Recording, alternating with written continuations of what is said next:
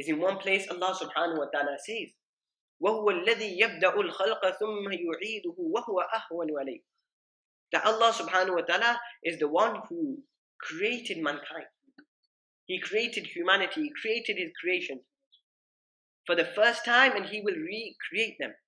وَهُوَ أَهْوَنُ عَلَيْهِ.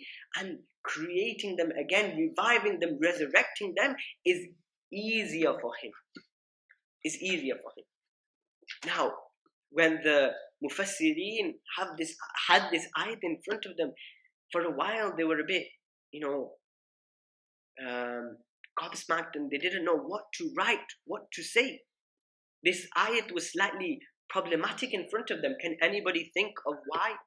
وَهُوَ الَّذِي أَهْوَنُ عَلَيْهِ. That creating them for the second time is easier for Allah subhanahu wa ta'ala than creating them the first time.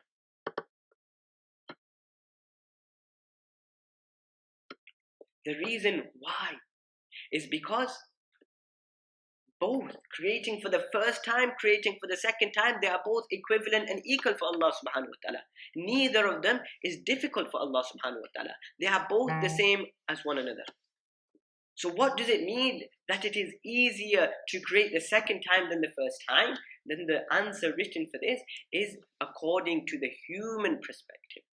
Allah subhanahu wa ta'ala is talking to us, He is talking at our level.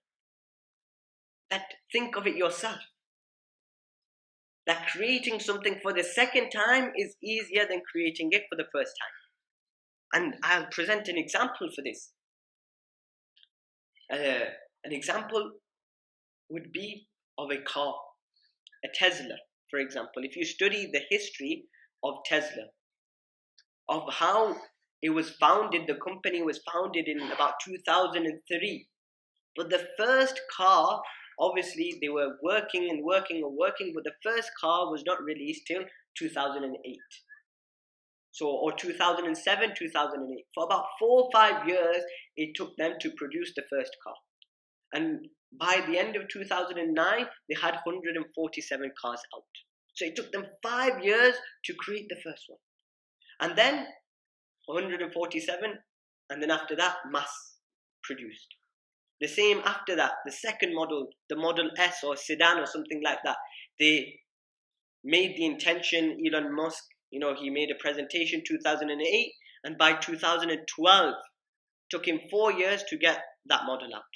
And then after that, again, once he got the first one out, after that, they know exactly what they're doing. But the first model is the hardest model. The same, another example we can say is when we buy an equipment, when we buy an item and we need to assemble it, what we usually do is you look at the manual, you look at the instruction book and see how these things are pieced together, unless you're Asian or a man. Because of what you do, you just get the item, rip the box open, and you try figuring it out yourself. Your wife or your mom or your auntie, the women, they'll be, there's an instruction book here, you can use that. Yeah, no, it's fine, I'll do it myself.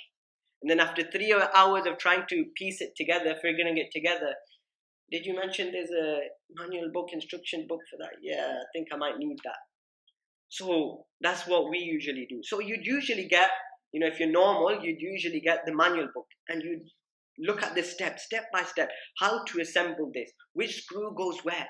Why? Because the manufacturer, the producer of this item, he has already produced this a first time. He knows exactly which pieces go where, and it saves us time. So they've already produced it the first time. So we just quickly, we do it in half an hour. If we were doing it by ourselves, like I say, it takes many hours.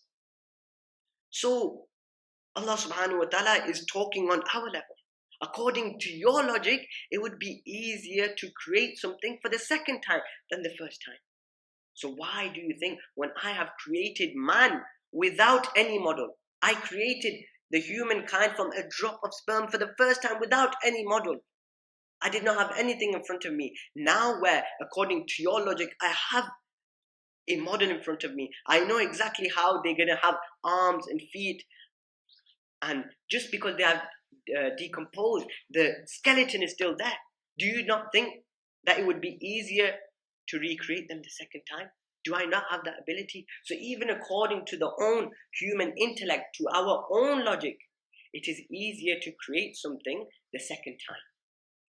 So we are talking, today's session was mainly about proving that the final hour will occur. Many people deny this. As Muslims, they do not believe that there will be a Qiyamah. So Allah subhanahu wa ta'ala in His Quran Kareem has answered the objections that those had at the time of the Prophet ﷺ, and they are still relevant now. And one of the answers that we said that Allah subhanahu wa ta'ala gave is that man needs to look at his own creation. If he realizes how he was created and that Allah subhanahu wa ta'ala had the power to create man from nothing, then it will be easy to recreate man and to revive and to resurrect man.